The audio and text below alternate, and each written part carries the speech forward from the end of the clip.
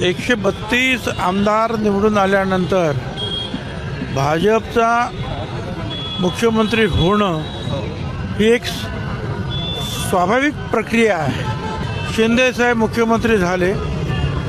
फडणवीसांनी सांगितलं मी लांब राहून बाहेर राहून काम करीन, परंतु त्यांना दिल्लीवरून आदेश आला की नाही तुम्ही उपमुख्यमंत्री म्हणून काम करायचं आहे.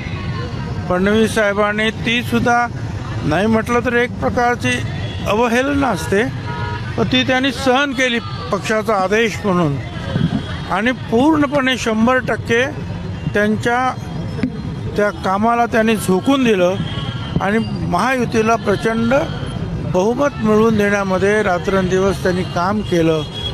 त्यामुळे हे बाकीचे प्रश्न जे आहेत हे आता इथे निर्माण होत नाहीत.